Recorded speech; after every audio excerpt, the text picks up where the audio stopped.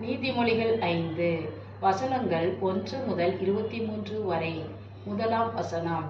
என் மகனே, என் ஞானத்தை கவனித்து என் புத்திக்கு உன் செவியை சாய். 2. அப்பொழுது நீ வேகத்தை பேணிக் கொள்வாய், உன் உதடுகள் அறிவை காத்துக்கொள்ளும். 3. பரஸ்திரியின் உதடுகள் தேன்கூடு போல் ஒழுகும், அவள் வாய் எண்ணெயிலும் மிருதுவாய் இருக்கும். 4. அவள் செய்கையின் முடிவோ எட்டியை போல கசப்பும், இருபுறம் கருக்குள்ள பட்டயம் போல் கூர்மையுமாய் இருக்கும். 5. அவள் காலடிகள் மரணத்திற்கு இறங்கும், அவள் நடைகள் பாதாளத்தை பற்றி போகும். 6. நீ ஜீவ மார்க்கத்தை சிந்தித்து கொள்ளாதபடிக்கு அவளுடைய நடைகள் மாறி மாறி விகாரப்படும், அவைகளை அறிய முடியாது. 7. ஆதலால் பிள்ளைகளே, இப்பொழுது எனக்கு செவி கொடுங்கள், என் வாயின் வசனங்களை விட்டு நீங்காதிருங்கள். 8. உன் வழியை அவளுக்கு தூரப்படுத்து, அவளுடைய வீட்டின் வாசலை கிட்டி சேராதே. 9. சேர்ந்தால் உன் மேன்மை அந்நியர்களுக்கும் உன் ஆயுசின் காலத்தை கொடூரருக்கும் கொடுத்து விடுவாய். 10.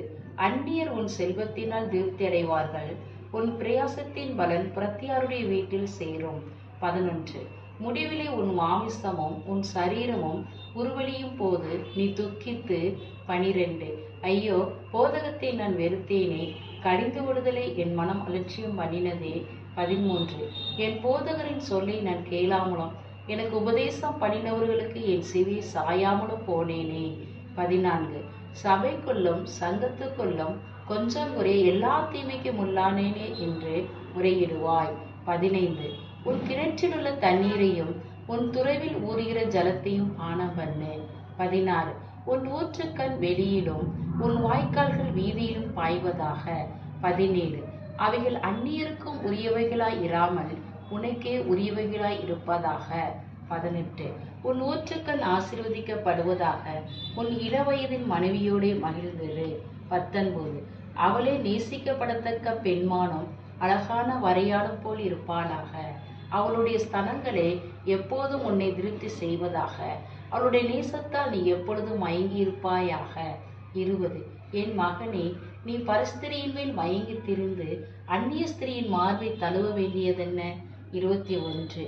மனுஷருடைய வழிகள் கர்த்தரின் கண்களுக்கு முன்பாக இருக்கிறது, அவனுடைய வழிகள் எல்லாவற்றையும் அவர் சீர்தூக்கி பார்க்கிறார். 22. துன்மார்க்கனை அவனுடைய அக்கிரமங்களை பிடித்துக் கொள்ளும், தன் பாவ கயிறுகளால் கட்டப்படுவான். 23. அவன் புத்தியை கேளாததினால் மடிந்து தன் மதிகேட்டின் மிகுதியினால் மயங்கி போவான். ஆமென்.